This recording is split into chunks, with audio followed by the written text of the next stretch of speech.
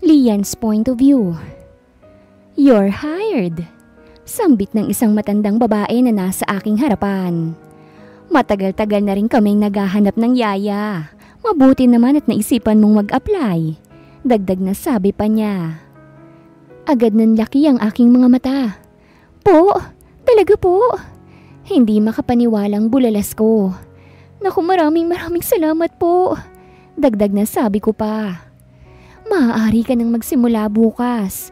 I-stay in ang trabaho na ito kaya naman magdala ka na ng mga gamit at damit mo dahil dito ka titira sa bahay na ito. Saad muli ng matanda. Ako nga pala si Manang Edna. Biglang pakilala pa niya. Maraming salamat po ulit.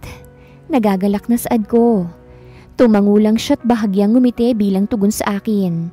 Maya-maya lang ay naglakad na siyang paalis kung kaya't iniwan akong nakaamang at tulala sa malaking bahay na nasa aking harapan.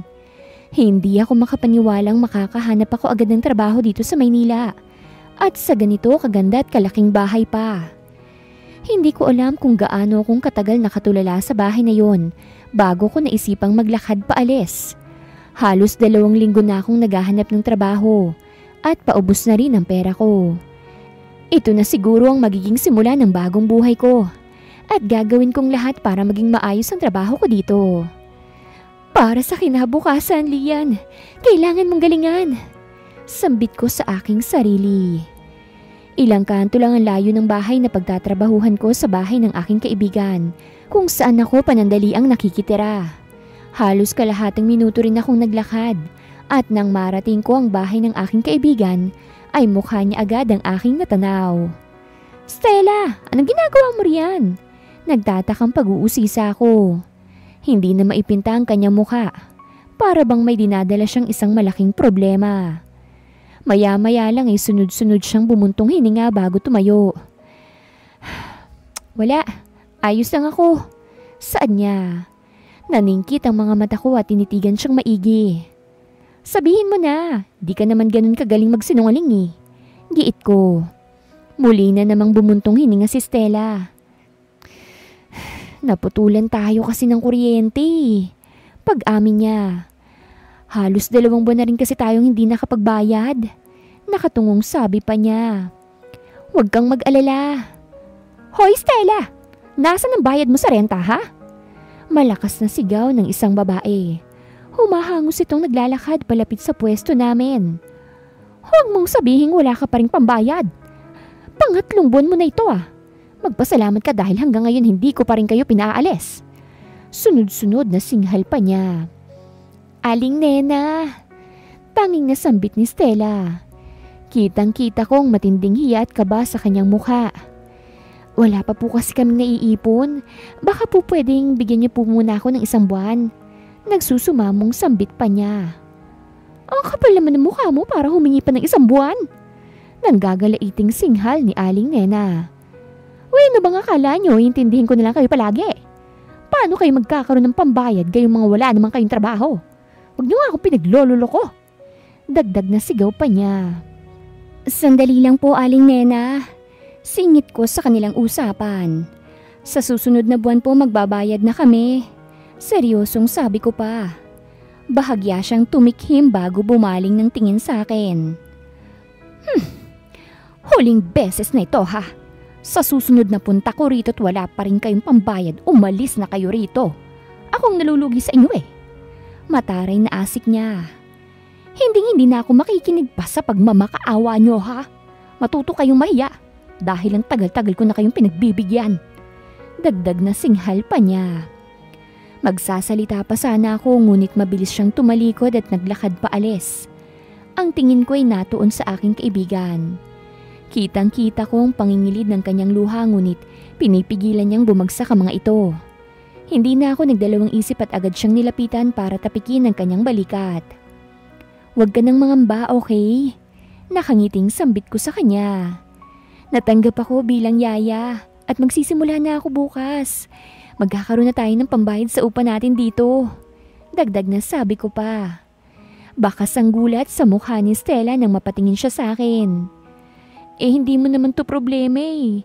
Akong dapat gumagawa ng paraan para makahanap ng ibabayad. Saad niya. Napataas ang isang kilay ko habang diretsyong nakatitig sa kanya. Dalawa tayong nakatira dito, kaya magtutulungan tayo, okay? Besides, kung hindi dahil sa'yo sigurado akong sa lansangan ako pupulutin. Giit ko. Huwag ka nang kumontra, baka masabunutan pa kita. Nagbabantang singhal ko pa. Kahit papano, nawala ang lungkot at pangamba sa kanilang mukha at napalitan yun ng konting saya. Halos 1 buwan na kaming magkasama sa tinitirhan naming apartment. At totoo na kung hindi dahil sa kanya'y wala akong matutuluyan. Malaki ang utang na loob ko kay Stella kaya naman handa akong gawin ng lahat para lamang makabawi sa kanya. Kung ganun ay may trabaho ka na? Biglang tanong ni Stella nang makapasok kami sa bahay. Sana matanggap na rin ako sa inaplayan ko. Mahinang bulong pa niya. Bahagya akong tumango. Malapit lang dito sa bahay kung saan ako magtatrabaho. Kailangan kong tumira dun pero uuwi naman ako dito kapag day off ko. Paliwanag ko. Bigla ko siyang inakbayan dahilan para mapaigtad siya sa gulat. Huwag kang mag-alala. Matatanggap ka rin sa trabaho, okay? Naniniguradong sambit ko pa. Sana nga. Pabulong na saad niya. Mabuti na lang at meron pa kaming stock ng pagkain kahit papano. Aminado akong hindi na ako makapaghintay na pumasok sa trabaho bukas. Pero hindi ko rin maiwasang kabahan. Hindi ko pa nakikita ang magiging boss o kahit ang batang aalagaan ko. Hindi ko rin alam kung anong nakita sa akin ni Manang Edna at tinanggap niya ako. Pero nagpapasalamat ako sa kanya. Franco's point of view. Nasaan na bang bagong yaya ng anak ko? Seryosong tanong ko. Kalalabas ko lang mula sa aking kwarto at dumiretso agad ako sa kusina. Ang akala ko ba nung isang araw pa may natanggap? Bakit hanggang ngayon hindi ko pa rin siya nakikita? Kunot noong tanong ko pa. Sir, hindi ba't ngayon na lang po ulit kayo nakauwi rito sa bahay? Biglang sambit ni Manang Edna. Kung gusto niyo po siyang makita at makilala, itatawagin ko po siya. Dagdag na sabi niya pa. Bahagya naman akong nakaramdam ng kaba. Hindi ko na rin napansin ang paglipas ng araw at nawala sa isip kong naging abala nga pala ako sa kumpanya. Wala naman talaga akong balak na mag-hire ng yaya. Sadyang napilitan na lang ako dahil madalas akong wala sa bahay at may katandaan na rin si Manang Edna. Sa kabila noon, kailangan ko pa rin maging maingat sa mga taong makakahalubilo ng anak ko. Hindi ako maaaring magtiwala basta-basta't kung kani-kanino lang. Ilang minuto pa lamang nakakalipas ay nakita ko na ang pagbalik ni Manang Edna. Ang tingin ko'y nakatuon sa isang dalagang nakasunod sa kanya. Batid kong hindi nagkakalayo ang aming mga edad at hindi ko rin maitatanggi ang kanyang kakaibang ganda. Ni hindi ko man lang nagawang ialis ang tingin ko sa kanya. Kahit ang pagkurap ng aking mga matay hindi ko magawa. Siya po si Lian, ang yaya ng inyong anak. Biglang sambit ni Manang Edna dahilan para mabalik ako sa ulirat. Siya naman si Sir Franco, ang boss natin. Dagdag na sabi niya pa. Magandang araw po, sir. Ikinagagala ko pong makilala kayo. Nakangiting saad niya. Kahit ang kanyang tinig ay may kakaibang dulot sa aking katawan. Maraming salamat din po pala sa pagtanggap ninyo sa akin. Wika pa niya. Saglit akong natahimik. Pilit pinakakalma ang aking sarili. Iilang sandali ko pa lamang siyang nakaharap ay parang nawawala na ako sa aking katinuan. Ngayon lamang ako nakakilala ng babae na may ganitong epekto sa akin. Walang anuman. Wala sa sariling sagot ko. Bahagya akong tumikim pagkatapos ay agad na nag-iwas ng tingin. Inaasahan kong magagampanan mo ng maayos ang iyong trabaho. Nag-iisang anak ko lang si Angela. At ayaw na ayaw kong may mangyayaring masama sa kanya. Seryosong saad ko. Huwag po kayong mag-alala, sir. Hindi ko po pababayaan ang anak nyo. Masigasig na tugon ni Lian. Sisiguraduhin ko pong nasa maayos na kamay at pangangalaga ang anak nyo. Dagdag na sabi pa niya. Muli na naman akong napatitig sa kanya nang bigla siyang ngumiti. Ramdam ko ang pagbilis ng tibok ng aking puso. At halos magkarambola ng dibdib ko dahil dito. Ngayon lang to nangyari sa akin at hindi ako makapaniwala ngayon ko pa talaga to naramdaman. Maraming salamat, Lian. Maaari ka nang bumalik sa ginagawa mo.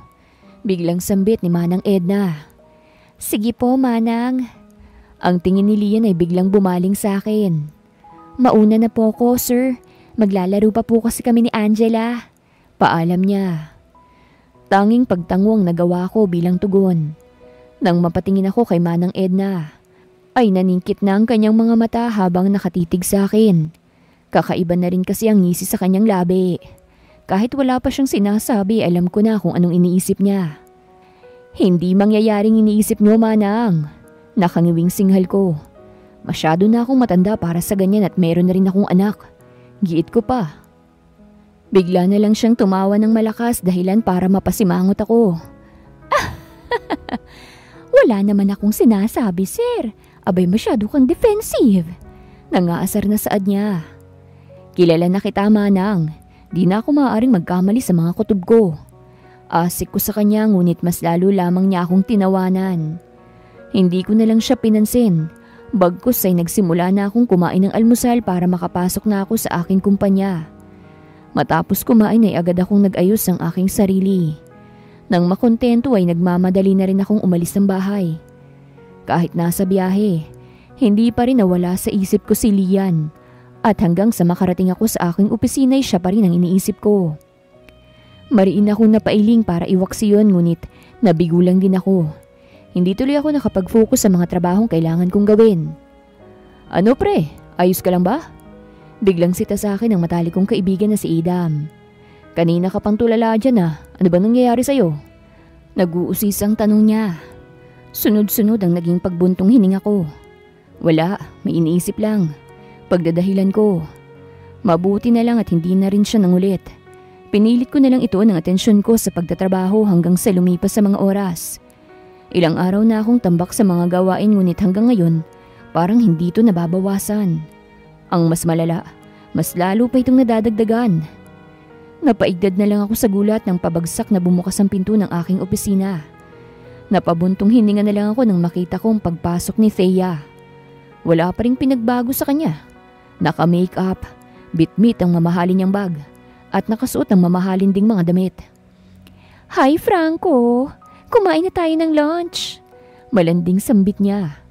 Agad siyang lumapit sa akin at mabilis akong niyakap. Ramdam na ramdam ko ang malalambot at malalaki niyang dibdib na tumatama sa braso ko. Namiss kita. Ang tagal kasi nang naging bakasyon namin, kaya ngayon na lang ulit ako nakapunta rito. Nakangusong sambit pa niya. Napangiwi na lang ako habang pilit siyang nilalayo sa akin. Madami pa akong kailangang tapusin, Thea. Mas mabuti pa ikaw na lang munang kumain ng lunch. Pagtanggi ko sa alok niya. Bahagya siyang lumayo sa akin habang napapapadyak ang kanyang mga paa. Ngayon na nga lang ulit ako bumalik dito eh. Tatanggihan mo pang alok ko? Nagmamaktol na singhal niya. Look, Thea. Hindi naman matatapos sa mga trabaho ko dahil sa pagbabalik mo, okay? Mas mahalaga to para sa akin kaya wag mo kong abalahin. Giit ko. Halos malukot na ang mukha niya habang unti-unti itong namumula. Magsasalita pa sana siya ngunit mas pinili na lamang niyang padabog na maglakad palabas ng aking opisina. Aaminin kong nakahinga ako ng maluwag dahil sa pag-alis niya. Ang akala ko kasi magpupumilit pa siya hanggang sa lalo akong hindi makatapos sa mga kailangan kong gawin. Grabe ka talaga pare. Ikaw lang ang kilala kong lalaki na kayang tumanggi sa alok ng babae. Natatawang sambit ni Idam. Hanggang ngayon ba hindi mo pa rin nagugustuhan si Thea? Maganda naman siya. Mayaman. Higit sa lahat malaki ang kanyang hinaharap. Nangaasar na sabi pa niya. Sinamaan ko siya ng tingin. Bakit hindi na lang ikaw ang magkagusto sa kanya? Singhal ko. Malakas ang naging pagtawa niya. Kung akong lalapitan yan, why not? Bilyong sagot niya. Itiko mo na lang ang bibig mong yan, pre. Gusto ko muna ng katahimikan dahil marami pa akong kailangang tapusin. Asik ko sa kanya. May mga sinabi pa si Adam ngunit hindi ko na naintindihan dahil hindi na ako nakinig sa kanya. Ibinalik ko ang aking atensyon sa aking ginagawa hanggang sa muling lumipas sa mga oras. Pakiramdam ko, pagod na pagod ako at wala akong ibang nasa isip kung hindi ang makauwi ng bahay para makapagpahinga. Lian's point of view. Mag-iisang buwan na ako sa trabaho at masasabi ko namang maayos ang lahat. Mabait na bata si Angela at nagkakasundo kaming dalawa. Bukod ron ay mababait din ang mga kasama ko sa bahay. lalong-lalo na si Manang Edna. Madalas pa ring wala sa bahay si Sir Franco dahil abala sa kanyang kumpanya. Alam ko namang ginagawa niyang lahat ng yon para sa anak niya. Pero hindi ko pa rin maiwasang maawa kay Angela. Sa paglipas kasi ng panahon, lumalaki siya nang hindi man lang nakakasama ang kanyang ama. Ate Lian, pwede po ba tayong mamasyal? Biglang tanong ni Angela. Matagal na kasi nung huli kaming namasyal ni Daddy eh. Nakangusong sambit pa niya. Kitang-kita ko ang lungkot sa kanyang mga mata. Dahilan para makaramdam ako ng awa para sa kanya. Magpapaalam muna ako ha. Pero hindi ko maipapangako eh. Okay? Sagot ko. Papayag naman po si Daddy eh. Giit niya. O sige pero magpapaalam muna ako. Sambit ko pagkatapos ay ngumiti sa kanya. Katatapos lang naming maglaro sa bakuran ng bahay. Malapit na ring dumilim kaya naman napagdesisyonan na naming pumasok sa bahay. Nasa sala pa lamang ako ay naamoy ko na ang mabangong halimuyak ng niluluto ni Manang Edna. Hindi ko napigilang mapangiti dahil simula nang magtrabaho ako rito ay saka lamang ako nakakain ng masasarap na pagkain. Nariyan na pala kayo eh. Magpahinga na muna kayo saglit bago kayo maglinis ng inyong katawan. Malapit na akong matapos sa niluluto ko. Sambit ni Manang Edna. Pauwi na rin si Sir Franco kaya sabay-sabay tayong kakain ng hapunan. Dagdag na sabi pa niya. Bahagya akong natigilan. Ngayon ko lang makakasabay kumain si Sir Franco'ng kumain. Hindi ko alam kung dapat ba akong sumabay sa kanila o hindi. Habang naliligo ako, ay bigla na lang pumasok sa isip ko ang imahe ni Sir Franco. Hindi ko maipagkakailang malakas ang dating niya. Matipuno ang pangangatawan. May katangkaran at sadyang gwapo ang kanyang mukha. Kahit sinong babae siguro ang makakakita sa kanya, ay hindi mapipigilang tumitig sa kanyang mukha. Kahit ako nga'y natutulala na lamang nang makaharap ko siya sa unang pagkakataon. Hoy Lian, umayos ka nga. Boss mo yun. Sunod-sunod na singhal ko sa aking sarili.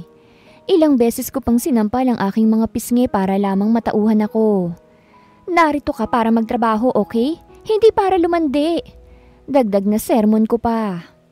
Mariin akong napailing para alisin sa aking isipan si Sir Franco. Mas binilisan ko na rin ang aking pagligo. At nang matapos ay agad akong lumabas ng banyo. Prente akong nagpupunas ng aking buhok habang marahang naglalakad. Malapit sa aking kama nang marinig ko ang pagbukas ng pinto ng aking kwarto. Kakain na. Hindi na naituloy ng lalaking pumasok ang kanyang sasabihin. Ah! Lumabas ka! Malakas na sigaw ko.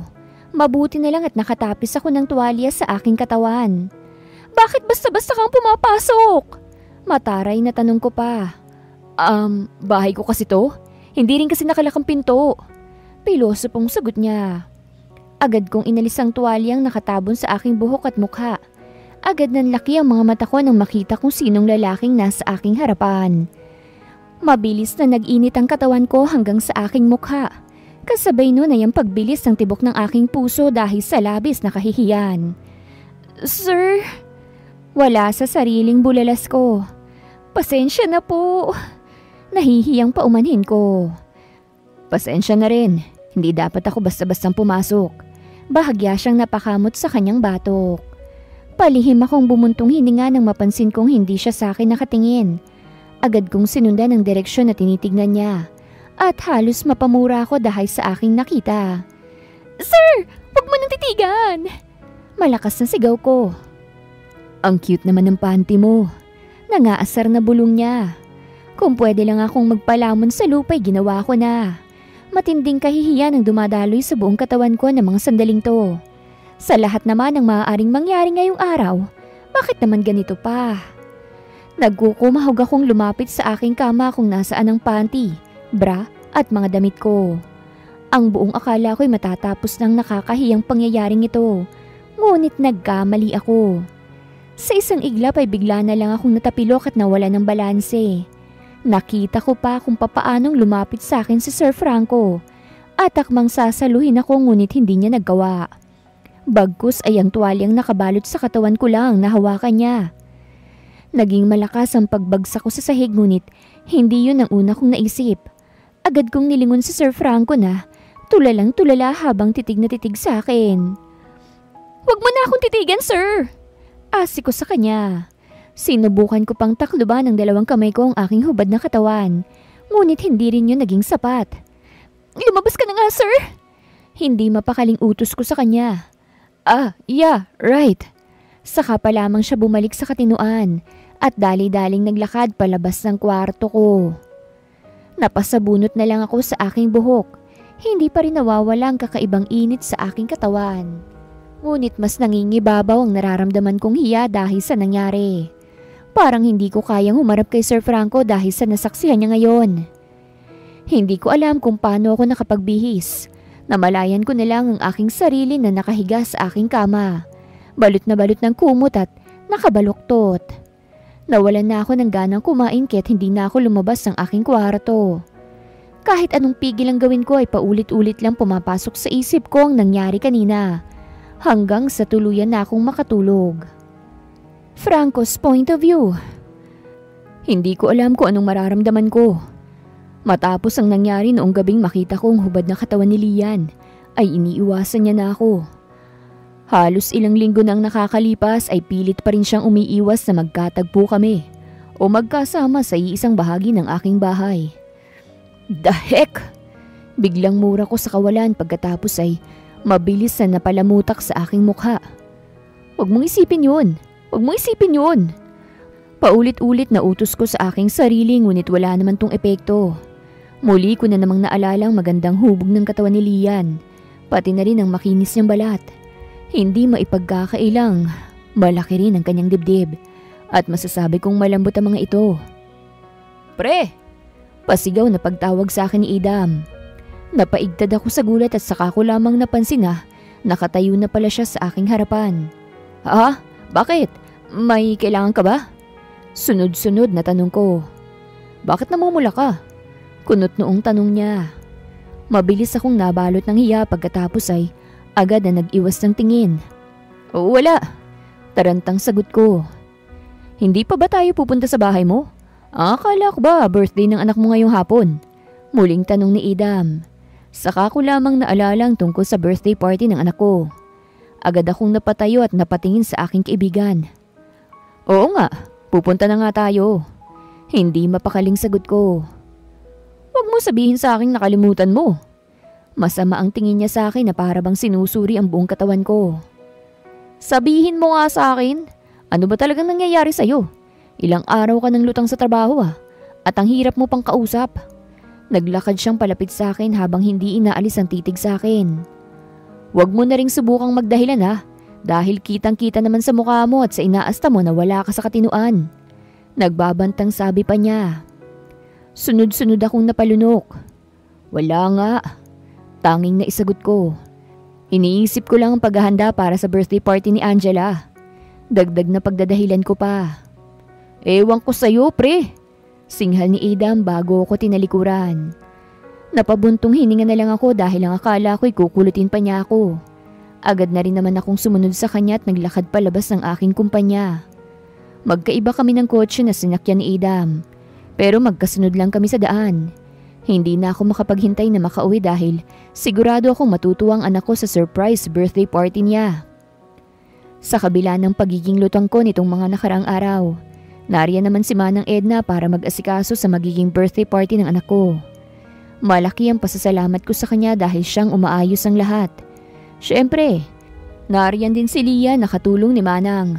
Hindi pa rin kami nagkakausap na dalawa matapos ang gabing yon. Pero hindi ko rin naman alam kung paano ko siyang lalapitan.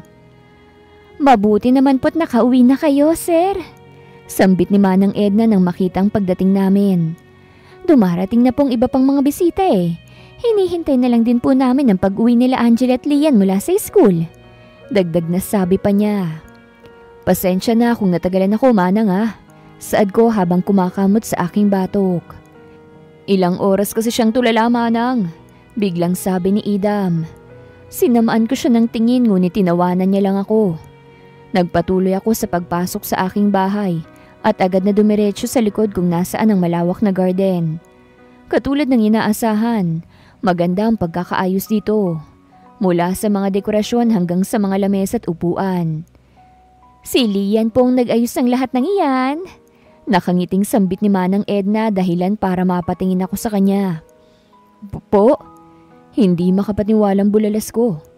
Marunong siya sa mga ganito? Namamanghang sambit ko pa. Naku, nagulat lang din po ako, sir. Mukhang marami pa tayong hindi nalalaman sa kanya. Saad ni Manang. Muli akong napatingin sa paligid. Hindi ko mapigilan ang aking sarili na mamangha. At kahit hindi ako magsalita ay batid kong makikita naman yun sa aking mukha. Bukod sa maganda na si Lian, masasabi kong talented rin siya. Sa paglipas sa mga oras, ay mas lalong dumami ang mga bisita. Hindi rin naman nagtagal ay dumating na sila Angela at Lian galing sa school. Hindi pa rin ako pinapansin ni Lian, pero mas pinagtuunan ko muna ng pansin ay ang party ng aking anak. Dude, hindi mo sinabi sa akin na may sexy at maganda palang yaya tong si Angela. Nakangising sambit ni Adam. Bahagya pa niyang tinapik ang balikat ko habang nagtataas baba ang kanyang mga kilay. Ano naman ngayon? Kunot noong sambit ko. Huwag mo sabihing type mo ang isang yun ha. Nag-uusisang tanong ko. Wala naman akong pakialam kung anong type ni Adam sa mga babae. Sadyang nais ko lang malaman kung type niya ba si Lian. Hindi ko rin maipaliwanag kung bakit ako naiinis dahil napansin niya ang ganda ni Lian. Paano kung type ko nga siya? Umukit ang kakaibang ngisi sa kanyang labi. Hindi mo naman siguro ako pipigilan kung liligawan kong yaya ng anak mo, hindi ba? Biglang tanong pa niya. Bahagya akong napamaang at saglit na natigilan. Mas lalo akong nainis dahil sa tanong niya. Pero hanggat maaari ay pinilit kong ikalma ang aking sarili. Ano naman ang nakita mo sa babaeng yun? Tanong ko. She's beautiful, hot, and sexy. Kahit sinong lalaki na matinong pag-iisip ay mapapansin yun. Mabilis na sagot niya. Are you serious? Nagkunwari pa akong umiwi dahil sa mga sinabi niya. Ngayon ko lang nalaman na wala ka palang taste pagdating sa mga babae. Dagdag na singhal ko pa. Tinawanan niya lang ako ng malakas pagkatapos ay tinapik ang aking balikat. Trust me, pre. Hindi ko pagsisisihan ang panliligaw sa kanya. Sambit niya.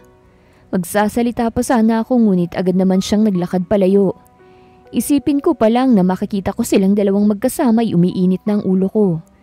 Sunod-sunod akong bumuntong hininga para lamang maikalma ang sarili at mapigilan ang galit ko. Binaling kong atensyon ko sa birthday party ng aking anak para kahit papano mawala sa isip kong naging pag-uusap namin ni Adam. Lian's point of view. Ilang araw ko nang napapansin na binabalak ni Sir Franco ang lapitan at kausapin ako. Ako lang talaga itong umiiwas dahil hanggang ngayon ay nahihiya pa rin ako sa kanya. Wala akong mukhang maiharap sa kanyang matapos ang nangyari noon. Friend, ayos ka lang ba? Biglang tanong ni Stella. Nakatitig na siya sa akin ng diretsyo habang nakatayo sa aking harapan. Nag-day off ka lang ba para tumunga nga dito? Dagdag na asik pa niya. Huminga muna ako ng malalim bago umayos ng upo. May iniisip lang ako. Sagot ko. Problema ba yan? Katatapos lang natin sa mga bayarin natin dito sa bahay. Huwag mong sabihin may bago ka na namang problema sa buhay. Seryosong sambit niya. Bahagya akong umiling. Hindi naman sa ganun. Saad ko. Huwag kang masyadong mag-alala. Ayos lang naman ako. Dagdag na sabi ko pa. Bigla na lang siyang naupo sa tabi ko pagkatapos ay inakbayan ako. Iniisip mo ba yung gwapong lalaki na ilang beses ka nang dinadalaw rito sa bahay? Nakangising tanong niya. Sinamaan ko siya ng tingin pagkatapos ay inirapan. Tigilan mo na nga yung pang-asar mo sa akin. Singhal ko sa kanya. Kaibigan at katrabaho lang yun ng boss ko. Besides, wala akong oras para sa mga ganyang bagay, no? Kailangan kong mag-focus sa trabaho para magkaroon tayo ng ipon. Dagdag na sabi ko pa. Wala namang mawawala sa'yo kung sasabayan mo ng landi yung pagtatrabaho mo. Natatawang angil niya. Napangiwi na lang ako dahil sa aking narinig. Ewan ko nga sa'yo kung ano-ano na naman niyang lumalabas sa bibig mo. Giit ko. Natawa naman siya ng malakas dahil sa inasta ko. Hindi ko na siya pinapansin at agad na tumayo. Akmang pupunta na ako sa kusina nang bigla akong makarinig ng sunod-sunod na katok sa pinto. Bumuntong hininga muna ako pagkatapos ay marahang umiling bago ako naglakad palapit sa pinto. "Good morning. Flowers for you." Nakangiting sambit ng isang pamilyar na lalaki nang mabuksan kong pinto. "Habang lumilipas sa mga araw, mas lalo kang gumaganda, Lian." Dagdag na sabi pa niya. "At sinisira mo na naman ang araw ko, Sir Idam." Mataray na singhal ko. "Hindi ka ba napapagod sa ginagawa mo? Ilang beses ka na pumupunta rito pero wala ka namang napapala, hindi ba?" Dagdag na giit ko pa. Hindi ako mapapagod kung kasing ganda mong babaeng nais kong makita at makasama." Mas lalong lumawak ang ngiti sa kanyang labi. "At kahit ano pang gawin mo, hindi ako basta-bastang titigil." Sambit pa niya. Hindi ko alam kung anong trip ng isang to. Simula nang magkakilala kami sa birthday party ni Angela, madalas na niya akong kulitin. Hindi ko nga alam kung paano niya nalaman ang tinitirhan namin ni Stella eh. "Hi, handsome!" Biglang bati ni Stella na nakadungaw na pala sa aking tabihan. "Alika, pumasok ka muna." Dagdag na sabi pa niya.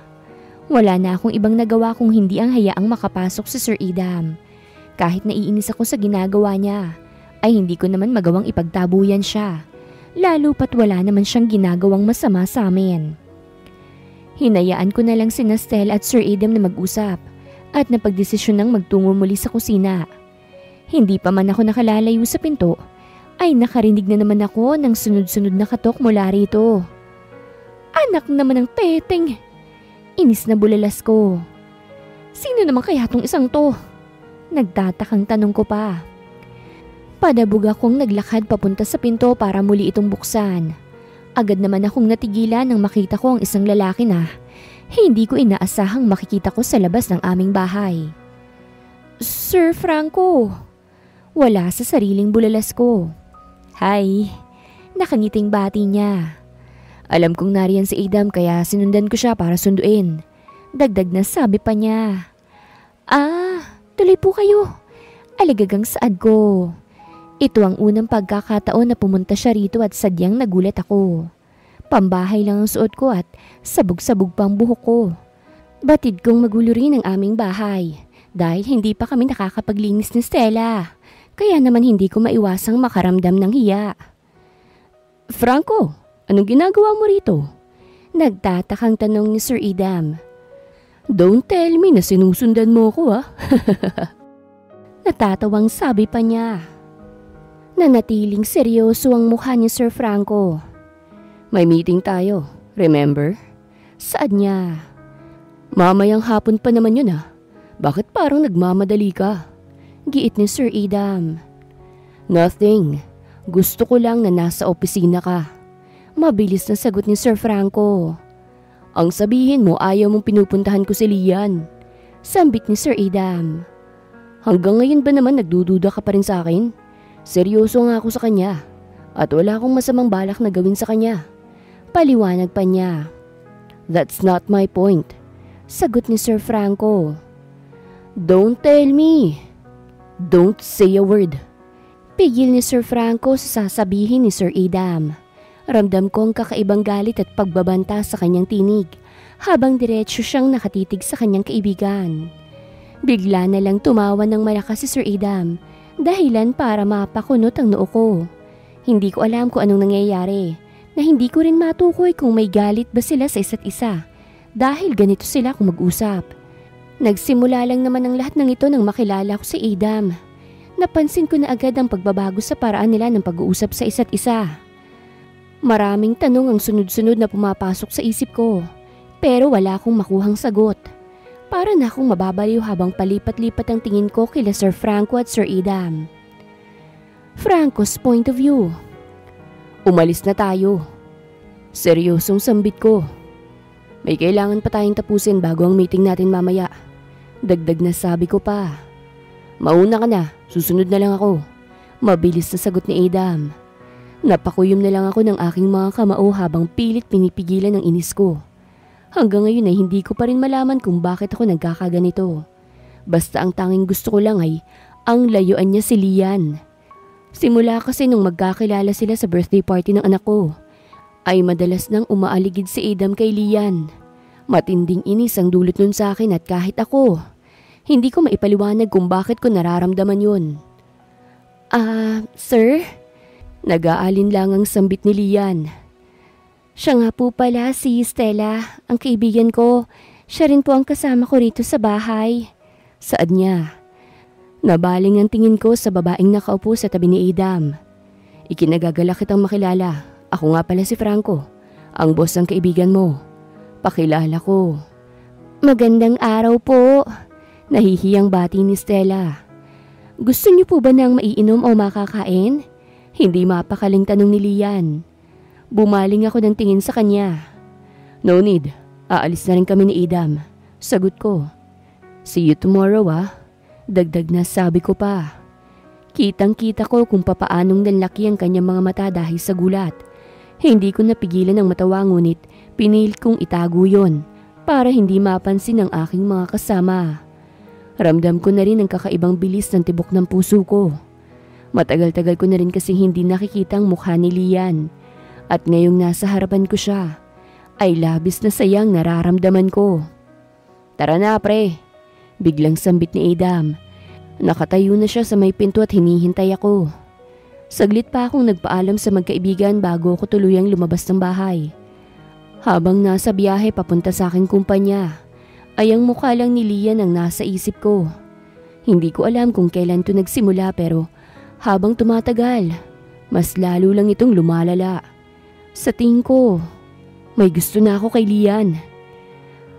Halos kalahating minuto rin ang itinagal ng biyahe ko bago ko narating ang aking kumpanya. Agad akong dumiretso sa aking opisina at naabutan ko si Adam na nasa pwesto na niya. Bahagya pa akong nagulat nang bigla siyang tumayo't naglakad palapit sa akin. What was that all about? Seryosong tanong niya. What do you mean? Kunot noong tanong ko. Bakit ba lagi ka nalang sumisingit sa tuwing magkikita kami ni Lian? Akala mo ba hindi ko napapansin yun? Singhal niya. Ang akala ko ba wala kang pakialam kung ligawan ko siya? Bakit ganitong ginagawa mo ngayon? Sunod-sunod na tanong pa niya. Dahil ayokong naaabala siya sa kanyang trabaho. At ayoko ring naaabala ka sa trabaho mo rito sa kumpanya ko. Pagdadahilan ko. That's bullshit, Franco. Alam ko kung anong ginagawa mo, okay? Hindi mo na kailangang mag-imbento ng dahilan sa akin. Inis na singhal niya. Magkaibigan tayo, hindi ba? Bakit mo ko pinipigilan sa mga ginagawa ko? Dagdag na sambit pa niya. Kilala kita, Adam. Alam ko kung anong plano mo at kung anong ginagawa mo kay Lian. Wala akong balak na hayaan kang tarantaduhin siya, okay? Mabait siyang babae at alam niya kung paano alagaan ang anak ko. Wala akong balak na hayaan siyang mawala dahil lang sa mga katangahan mo. Seryosong sambit ko. Bahagya siyang natawa. Hanggang ngayon ba naman hindi mo pa rin kayang masabi ang totoo? Giit niya. Sabihin mo nga sa akin. May gusto ka ba kay Lian? Biglang tanong niya. Saglit akong natigilan at natahimik. It's none of your business. Tanging naisagot ko. Muli na naman siyang tumawa. You're right. Kaya mo pala ginagawang lahat ng yan dahil may gusto ka rin sa kanya. Dahil hindi mo kayang nakikita na magkasama kaming dalawa. At dahil natatakot ka na, baka ako ang maggustuhan niya. Sunod-sunod na singhal niya. Sana sinabi mo na lang sa akin nung una pa lang. Di sana hindi ko na tinuloy ang balak ko. Mariin siyang napailing habang napapikit. Nang magmulat siya ng kanyang mga mata, ay nakatitig na siya sa akin. Paano ba yan? May gusto na rin ako sa kanya. Dagdag na sabi pa niya. Back off pre. Nagbabantang sambit ko. And what if I don't want to? Nagahamong tanong niya. Mas pinili mo ngang maging tangat pagtakpan yung nararamdaman mo para sa kanya kaysang umamin at harapin yan. Sa tingin mo ba matatakot ako sa pagbabanta mo? Nangaasar na sambit pa niya. You know me, Adam. Bahagya akong ngumiti. Hindi mo gugustuhin kalabanin ako. Seryosong sambit ko pa. Bago pa siya makapagsalita ay mabilis na akong naglakad palabas ng aking opisina. Kung magtatagal pa ako ron baka magkagulo lang kaming dalawa. Habang kaya ko pang magpigil ay ako na ang iiwas. After all, magkaibigan pa rin naman kami. Wala akong balak na sirain ang halos ilang taon naming pagkakaibigan dahil lang sa isang babae. Natagpuan ko na lang ang aking sarili nang nagmamaneho pa uwi sa bahay. Alam kong may meeting kami mamayang hapon pero ang tanging nasa isip ko lang ay umuwi at magkulong sa aking kwarto. Kailangan kong kumalma at magpahinga para makapag-isip ako ng maayos.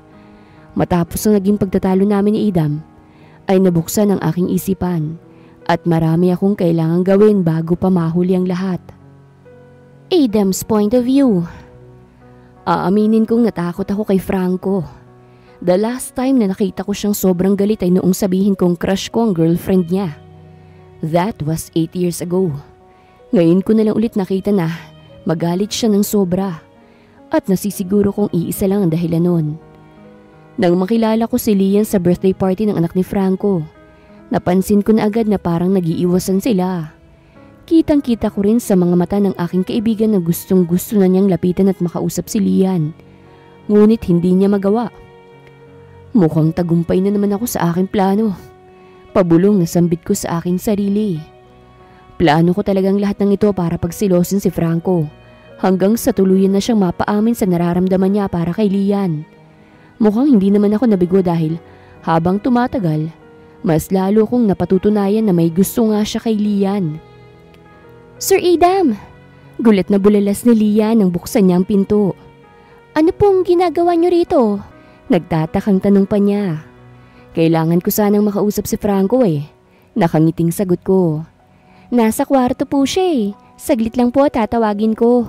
Saad niya. Mabilis siyang naglakad paalis at ako naman ay dumiretso na ng pasok sa bahay. Hindi ko maitatangging maganda si Lian. Bukod ron ay mabait din siya. Hindi na ako nagtataka kung bakit nagustuhan siya ni Franco. Ang hindi ko lang malaman ay kung bakit parang hirap na hirap umamin ang kaibigan ko. What are you doing here? Seryosong tanong ni Franco habang naglalakad pababa ng hagdan. Ilang araw na tayong hindi nagkikita eh. Namimiss na kita. Mapang-asar na sagot ko. Wala akong panahon para sa mga kalokohan mo. Sabihin mo na agad kung anong kailangan mo. Kung wala, umalis ka na. Inis na sambit niya. Hindi ko mapigilang matawa. Batid kong galit pa rin siya sa akin dahil sa naging pagtatalo namin noong isang araw. Hindi ko nakasalanan yun. Ginagawa ko na nga to para na rin sa kanya eh. Huwag ka nang magalit pre. Para ka namang babae. Giit ko. Stop fooling around, Idam. Hindi ko alam kung anong sinasabi mo. Singhal niya. Kung wala kang matinong sasabihin, umalis ka na. Babalik na ako sa kwarto ko dahil marami pa akong kailangang tapusin. Dagdag na sabi pa niya. Napailing na lang ako nang magsimula na siyang maglakad paalis. Hindi ko na rin namang binalak pang pigilan siya dahil alam kong mas lalo lang siyang maiinis sa akin. Hinayaan ko na lang muna siyang magpalipas ng oras hanggang sa mawala ang inis niya. Maya-maya lang ay nakita kong paglapit ni Lian at may bitbit siyang tray na may lamang juice at isang slice ng cake. Bahagya akong napangiti sa kanya ngunit hindi naman niya ako pinansin. Ang akala ko po'y mag-uusap kayo ni Sir Franco. Nagtatakang tanong niya. Tapos na. Nakangiting sagot ko. Ikaw naman ngayon ang gusto kong makausap. Dagdag na sabi ko pa. Nagtatrabaho po ako kaya huwag mo akong abalahin. Nakangiwing singhal niya. Bigla siyang humarap sa akin at diretso akong tinitigan. Pwede po bang tigilan niyo na ako? Wala po akong oras para sabayan yung mga trip mo. Kailangan ko pong magtrabaho at iyon ang focus ko. Saad niya. Wala naman tayong ginagawang masama ah. Giit ko. Yeah, right. Asik niya. Ginugulo mo lang ang isip ko, Sir Idam eh. Biglang saad niya. Bahagya akong natigilan at mapatitig sa kanya. Kitang-kita ko sa kanyang mga mata ang kakaibang lungkot. Para bang meron siyang pinagdadaanan at sadyang nahihirapan na siya. Do you like him? Wala sa sariling tanong ko. Nanlaki ang mga mata niya at bahagyang napaatras. Sino po? Naguguluhang tanong niya. Si Franco. Mabilis na sagot ko. Ano ba namang klaseng tanong yan, Sir Idam? Ilang beses ko bang sinabi na wala akong oras para sa ganyan? Narito po ako para magtrabaho. Yun lang. Aligagang sambit niya. Hindi ko napigilang matawa dahil kapansin-pansin ang pamumula ng kanyang mukha. Bakit parang ibang sinasabi ng mga mata mo? Makahulog ang saad ko. Hindi po nagsasalita ang mga mata ko. Singhal niya pagkatapos ay inirapan na ako. Mas lalo lang akong natawa dahil sa inaasa niya. Bago pa ako muling makapagsalita ay naglakad na siyang paalis. Wala akong ibang nagawa kung hindi ang panoorin siya hanggang sa maglaho siya sa paningin ko. Hindi ako maaaring magkamali at malakas ang pakiramdam ko. Mukhang hindi magtatagal. Sasabog na rin ang dibdib ng dalawang yun at doon na matatapos ang ginagawa ko. Lian's point of view. Mabilis lumipas ang mga araw at linggo. Habang tumatagal ay mas lalo akong nahihirapan. Hindi ko alam kung ano tong nararamdaman ko. Pero sa tuwing makakaharap ko si Sir Franco, ay parang nawawala ako sa katinuan ko. Kahit ang puso ko hindi mapakali. Lian, can we talk? Biglang tanong ni Sir Franco. Nakadungaw siya sa pinto ng kanyang kwarto. Kahit saglit lang, nagsusumamong sambit pa niya. Tungkol po saan? Nag-aalinlang ang sambit ko. Hindi ko alam kung bakit pero bigla na lang akong nabalot ng kaba. May nagawa po ba akong mali? May nangyari po ba kay Angela? Sunod-sunod na tanong ko pa. Marahan siyang umiling. Basta, tanging sagot niya. Kahit nagdadalawang isip ay wala akong ibang nagawa kung hindi ang pumasok sa kwarto niya. Hindi pa rin ako mapakalit nagsisimula ng magkarambolang dibdib ko. Halos ilang buwan din akong umiiwas kay Sir Franco. At ito ang unang pagkakataon na nilapitan niya ako para makapag-usap. Agad akong natigilan at natulala nang makita kong tanging boxers lang ang suot niya. Sunod-sunod akong napalunok at maya-maya ay napakagat sa aking pang-ibabang labi. Nang humarap siya sa akin, tumambad sa akin ang matipuno niyang pangangatawan. Sa pangungunan ng matitigas niyang abs, ramdam ko ang pag-init ng mukha ko, pati na rin ang pamumuo ng pawis sa noo at leeg ko. Are you done staring at my body? Biglang tanong ni Sir Franco. Nang mapatingin ako sa kanya ay nakangisi na siya na para bang inaasar ako. Kung gusto mo, pwede mo rin tong hawakan. Pilyong sabi pa niya. Mabilis akong napaiwas ng tingin. Sa pagkakataong to ay mas pinungunahan na ako ng hiya. Ano po bang pag-usapan natin? Utal-utal na tanong ko. Bahagya siyang natawa bago marahang naglakad palapit sa akin. Hindi ko nagawang kumilos o lumayo man lang. Para akong naistatwa sa kinatatayuan ko habang pilit iniiwasan ng mapatitig muli sa katawan niya. Gusto kong layuan mo si Adam. Kung maaari, wag mo na rin siyang pansinin. Seryosong sabi niya. Mabilis na nagsalubong ang mga kilay ko. Bakit naman po? Hindi po ba't magkaibigan kayo? Naguguluhang tanong ko. Just do what I say, okay? Giit niya. Ngayon ko lang siya nakaharap ng malapitan at aaminin kong mas gwapo siya kapag ganito. Kahit pigilan ko pang sarili kong wag tumitig sa kanya ay hindi ko magawa. Parang kusa na lang bumabaling ang tingin ko sa mukha niya at ayaw nang maalis. Siya naman po ang makulit, sir. Wala sa sariling saad ko. Hindi ko nga po alam kung ano bang trip ng isang yun eh. Ilang beses ko na po siyang pinagsasabihan pero parang baliwala lang sa kanya. Dagdag na sabi ko pa. Sunod-sunod ang naging pagbuntong hininga niya. Gusto mo bang tigilan ka na niya? Biglang tanong niya. Saglit akong napatitig sa kanya. Pilit binabasa kung anong nais niyang ipahiwatig. Ngunit nabigo ako. Ano pong ibig niyong sabihin? Naguguluhang sambit ko. Be mine. Diretsyong sagot niya. Bigla na lang din siyang lumapit sa akin at bago pa ako makakilos, ay hinapit na niya ang bewang ko para magkalapit ang aming mga katawan. Be my girlfriend.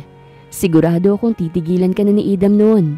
Seryosong sabi pa niya. Nanlaki ang mga mata ko sa aking mga naririnig. Nahihibang ka na ba, sir? Hindi makapaniwalang bulalas ko. Ano naman pong nakainit na isipan niyo yan? Walang maniniwala kahit pa ipagsigawan kong may relasyon tayo, ano? Dagdag na sambit ko pa. Just say yes. Nauubusan ng pasensyang singhal niya. Ramdam ko ang mas lalong paghigpit ng pagkakahapit niya sa bewang ko. Unti-unti na rin nababalot ng init ang katawan ko at hindi ko na rin magawang tumingin ng diretsyo sa kanya. Halos magwala na ang dibdib ko dahil sa bilis ng tibok ng puso ko. Ngunit hindi ko alam kung paano ako kakalma. Sir, hindi po ito tama. Nahihiyang bulong ko. What do you mean? Kunot noong tanong niya. Wala tayong ginagawang masama, okay? Alam kong may gusto ka sa akin, Lian. Huwag ka nang tumanggi dahil matagal ko nang alam. Seryosong sambit pa niya. Hinahangin na ba yung utak mo, sir? Paladesisyon ka. Nararamdaman mo ba ito? Nakangiwing singhal ko. Pwede bang maging seryoso ka na muna? Tigilan mo muna yung pagbibiro mo, okay? Asik niya sa akin. Isang malaking joke naman kasi ang gusto mong mangyari, sir. Pilit akong tumawa. Kahit ako hindi maniniwala na magkakaroon tayo ng relasyon Dagdag na sambit ko pa. Nagulat na lang ako nang bigla niya akong siilin ng halik. Nanlaki ang mga mata ko ngunit habang tumatagal ay kusa na lang ding sumara ang talukap ng aking mga mata. Malambot ang kanyang mga labi at hindi ko maipaliwanag ang nararamdaman ko ng mga sandaling to. Kakaibang sensasyon ang dumadaloy sa katawan nang magsimula siyang gumalaw. Nanatili akong nakapikit at hindi kumikibo, habang siya naman ay mas lalong hinahapit ang katawan ko palapit sa kanya. Naniniwala ka na ba? Biglang tanong ni Sir Franco nang bitawan niya ang aking labi. Gusto kita, Lian. Gustong gusto kita. Seryosong sabi niya. Sir, naguguluhang bulalas ko. Bakit niya po ako hinalikan? Nagtatakang tanong ko pa. Nanatili akong nakatitig sa kanya habang pinakikiramdaman ang sarili ko. Maaari siguro akong magbulag-bulagan sa nararamdaman ko, pero hinding-hindi ang puso ko. Ang bilis ng tibok ng puso ko ay ang siyang patunay ng matinding pag-ibig ko para kay Sir Franco. Kahit ilang beses ko pang subukang pigilan ang sarili ko, mas lalo lamang akong nahuhulog sa kanya. I like you, Lian. Seryosong bulong niya. Siguro nga, mahal na ata kita. Hinawakan niyang pisngi ko't marahan itong hinaplos. Kaya ayokong dumikit sa'yo si Idam. Dahil nagseselos ako. Dagdag na sabi pa niya. Kung ganun, hindi ko na naituloy ang sasabihin ko nang bigla na naman niya akong halikan. Muli akong napapikit para namnamin ang malalambot at matatamis niyang labi. Kung kanina hindi ko magawang kumibo, sa pagkakataong to ay sinasabayan ko na ang bawat galaw ng labi niya. Para akong mababaliw sa nararamdaman ko at hindi ko inaasahang maipararamdam sa akin to ni Sir Franco. Pareho kaming napaigtad ni Sir Franco nang marinig namin ang pagbukas ng pinto ng kwarto niya. Sabay pa kaming napatingin sa gawin nun at nagulat nang makitang titig na titig sa amin si Angela. Daddy? Why are you kissing Ate Lian? Inosenteng tanong ni Angela. Nothing. Mabilis na sagot ni Sir Franco. May kailangan ka ba? Pag-iiba niya sa usapan. It's my bedtime na and I need to sleep na po. Sagot ng bata. Nagkatinginan pa kaming dalawa ni Sir Franco bago sabay na napabaling kay Angela. Agad ko siyang nilapitan para kargahin. Yes, baby. Matutulog na tayo, okay? Pag-aalo ko sa kanya. Ginamit ko yung pagkakataon para matakasan si Sir Franco. Dumiretso ako sa kwarto ni Angela. At kahit lutang ang isip ko ay nagawa ko pa rin namang patulugin ng bata. Hindi ko alam kung papaano akong nakapunta sa kwarto ko. Napagtanto ko na lamang na nakahiga na ako sa kama ko at nakatitig sa kisame. Habang iniisip ang mainit na halik na pinagsaluhan naming dalawa ni Sir Franco. Franco's point of view. Hindi ko alam kung matutuwa ba ako dahil nagawa ko ng aminin ang nararamdaman ko para kay Lian. Wala naman akong nakuhang sagot mula sa kanya, kung kaya't hindi ko alam kung ano bang meron sa aming dalawa. Ilang araw pang lumipas at naging abala ako sa aking kumpanya para sa aking nalalapit na party. Hindi ko maiwasang mapangiti habang iniisip na yayayain kong sumama sa akin si Lian papunta sa party. Hindi ko maitatangging mahal ko na nga siya at handa akong ipaalam sa lahat ang tungkol sa nararamdaman ko. Manang, nasan po si Lian? Nakangiting tanong ko nang makauwi ako sa aking bahay. Day off po niya, sir. Sagot ni Manang. Hindi po ba't nagpaalam siya sa iyo nung isang araw? Dagdag na sabi pa niya. Saka ko lamang naalalang tungkol sa bagay na yon. Sige po Manang, salamat. Pupuntahan ko na lang po siya sa bahay nila. Saad ko. Hindi na ako nagsayang pa ng oras at agad na lumabas ng aking bahay. Nang makasakay ako sa aking kotse, ay mabilis akong nagmaneho papunta sa tinitirhan nila Lian. Malayo pa lamang ay tanaw na tanaw ko na ang isang pamilyar na kotseng nakaparada hindi kalayuan sa bahay nila Lian. Alam ko kung sinong nagmamay-ari nun at hindi ko napigilan ang sarili kong makaramdam ng inis. Huminga ako ng malalim para ikalmang sarili ko bago ako kumatok sa pinto. Gulat na gulat pa si Lian nang makita niya ako matapos niyang buksan ng pinto. Ano pong ginagawa mo rito? Kunot noong tanong niya. Mukhang may nauna ka ng bisita kaysa sa akin Sambit ko. Hindi ko ho siya pinapunta rito. Bigla na lang din siyang dumating. Paliwanag niya. Don't worry, di naman ako galit. Saad ko. Sir Franco? Alika, pasok ka! Masiglang sambit ni Stella nang makita ako. Napatingin pa ako kay Lian at nang tumango siya saka pa lamang ako naglakad papasok. Naabutan ko si Adam na nakaupo sa sofa. Diretso siyang nakatitig sa akin at may nakakalokong ngisi sa kanyang labi. What are you doing here? Seryosong tanong ko. Iniimbita ko sila sa party ng kumpanya. Mabilis ang sagot niya. What a coincidence. Bala ko ring imbitahan si Lian Ngumisi ako bago naupo sa tabi niya. Sa tingin mo ba, sasama siya sa'yo? Mapang-asar na tanong niya. Bakit hindi na lang siyang tanungin natin? Mayabang na sambit ko. Sakto namang nakabalik niya sa salang magkaibigan. Parehas pa silang nagtataka habang nakatitig sa amin ni Adam. Pero ngumiti lang ako. Matapos ang araw na umamin ako kay Lian, ngayon ko na lang ulit siya nakita at nakasama ng matagal. Kakaibang sayang nararamdaman ko ngayong nasa harapan ko na siya. Lian, may gusto raw itanong tong kaibigan ko sa'yo Biglang sambit ni Adam. Sinamaan ko siya ng tingin ngunit huli ng lahat. Hindi ko na mababawi ang sinabi niya dahil narinig naman na yun ni Lian. Ano po yun? Nagtatakang tanong ni Lian. May party kasi kami sa kumpanya. Gusto sana kitang isama. Diretsyong sagot ko. Sunod-sunod pa akong napalunok nang makaramdam ako ng kakaibang kaba dahil sa mga titig niya. Bakit po ako? Naguguluhang bulalas niya. Wala naman po akong gagawin doon. Besides, hindi rin ako mahilig sa mga party. Dagdag na sabi pa niya. Dahil ikaw ang gusto kong makasama roon. Giit ko. Friend, gusto ka palang makasama Nang aasar na sambit ni Stella. Tinapik pa niya ang tagiliran ng kanyang kaibigan pagkatapos ay bahagyang natawa. Huwag ka nang magpakipot. Dalawang makikisig na lalaki nang nag-aaya sa'yo. Dagdag na biro pa niya. Manahimik ka nga. Singhal ni Lian. Nabaling ang tingin ko kay Adam. Kung ganun ay niyaya mo na rin pala siya. Saad ko. Sa tingin mo ba magpapahuli ako? Nakangising sambit niya. Napangiwi na lang ako bago binalik ang tingin ko kay Lian. Pumapayag ka ba? Muling tanong ko.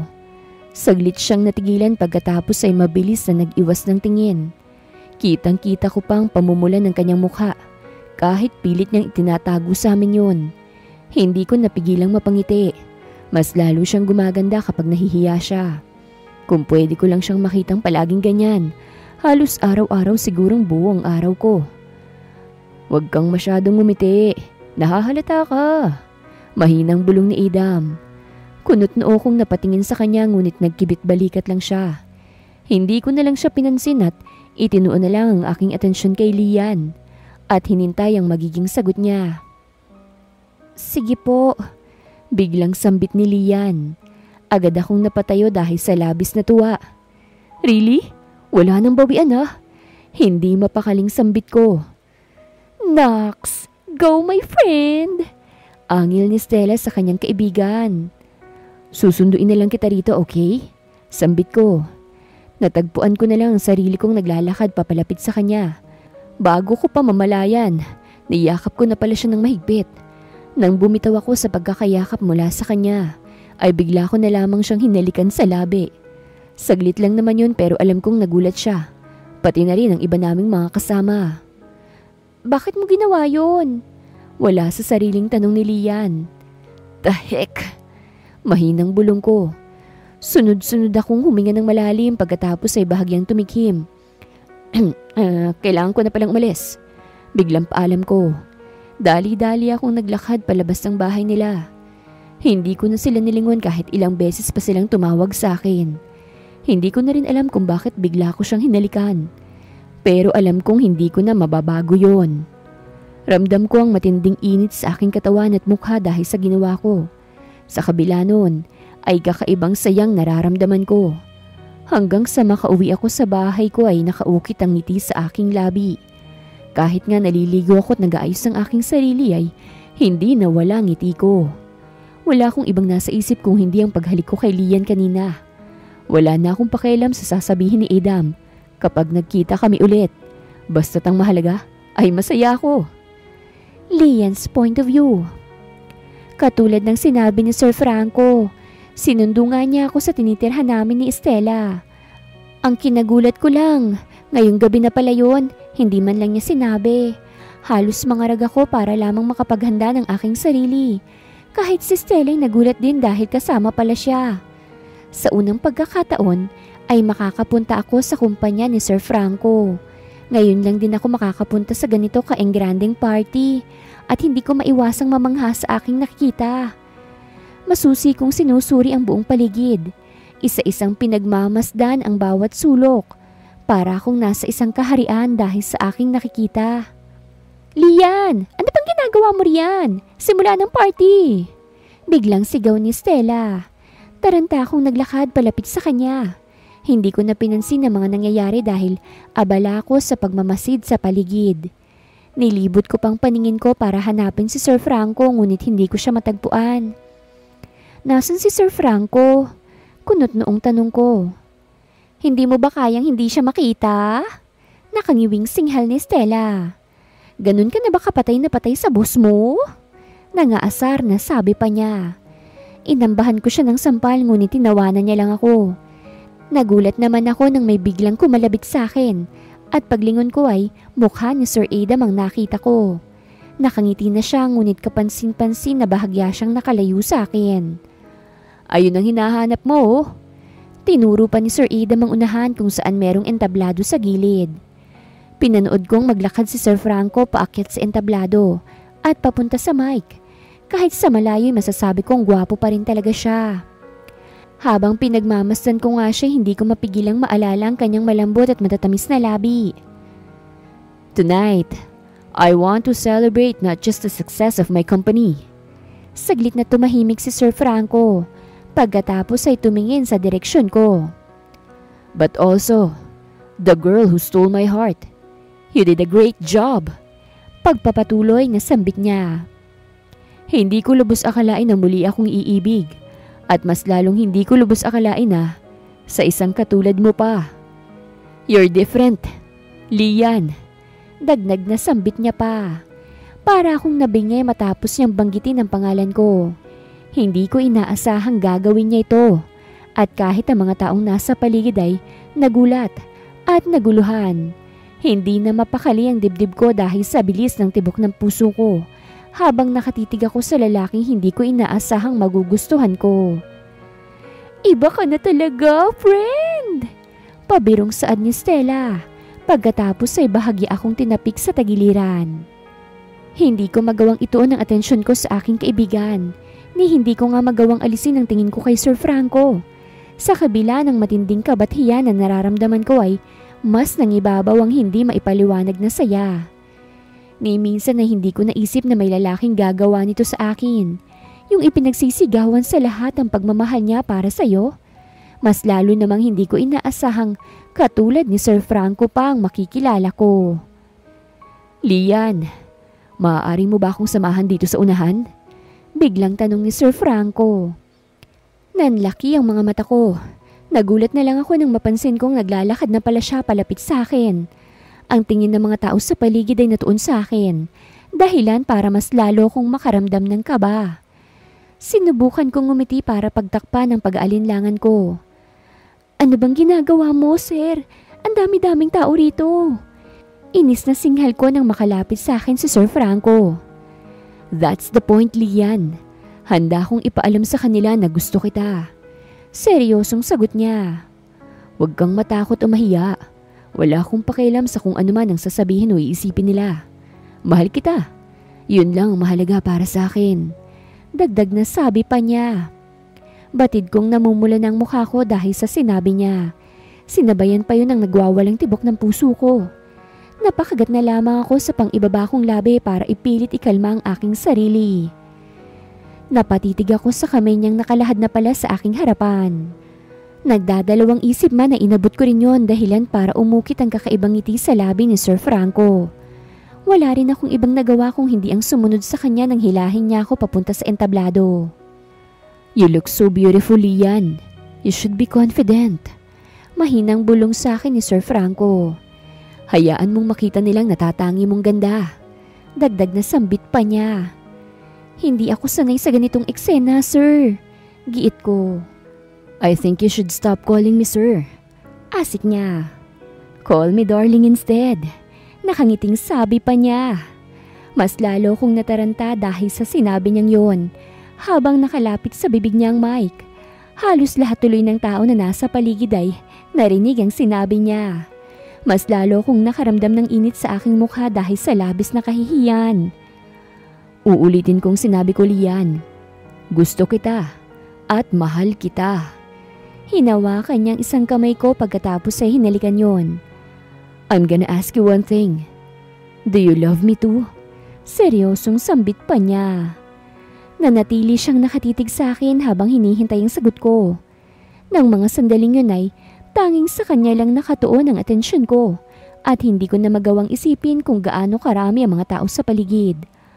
Ang pagdagundong ng dibdib ko dahil sa sobrang bilis ng tibok ng puso ko. Ang kakaibang init na dumadaloy sa buong katawan ko. At ang natatanging kagwapuhan ni Sir Franco na nasa aking harapan. Para akong nasa isang panaginip at ayoko nang magising pa. Yes, wala sa sariling sambit ko. I love you too. Dagdag na sabi ko pa. Mas lumawak ang ngiti sa labi ni Sir Franco. Pagkatapos ay agad akong niyakap ng mahigpit. Umalingaw-ngaw din ang bulungan sa paligid ngunit ang atensyon namin ni Sir Franco ay nakatuon lamang sa isa't isa. I love you so much, Lian. I love you so much. Paulit-ulit na sambit ni Sir Franco. Hindi ko mapigilang mapangiti. Ganito pala sa pakiramdam kapag naririnig mo ang mga salitang yon mula sa taong mahal mo. Para akong kinikiliti at wala akong ibang magawa kung hindi ang mapangiti. I love you too, Franco. Malambing na saad ko. Napapikit na lamang ako nang maramdaman ko ang paglapat ng labi niya sa labi ko. Hindi naman ito ang unang pagkakataon na hinalikan niya ako pero hindi ko pa rin maiwasang magulat. Malambot pa rin ang labi niya at may kakaibang tamis na dulot. Habang tumatagal ang halikan namin, ay unti-unti akong nawawala sa katinuan. Nagpapasalamat ako dahil naging masaya para sa amin ni Franco ang mga tao sa paligid ng gabing yon. Ang buong akala ko, ang araw na yung din ang naging simula ng masaya at matibay na pagmamahalan namin ni Franco. Hanggang sa tuluyan kaming ikasal at magkaroon ng 2 anak. Hindi ko lubos akalain na aabot sa ganitong buhay ko. Pero nagpapasalamat ako dahil nakilala ko at dumating sa buhay ko ang isang lalaking katulad ni Franco. Siya ang nagsilbing patunay na may lalaki pa ring magmamahal at tatanggap sa akin sa kabila ng kahirapan ko sa buhay. Hindi rin lahat ng tao ay sayaman tumitingin dahil kapag tinamaan ka ng pag-ibig ay hindi mo na ito mapipigilan. Wakas.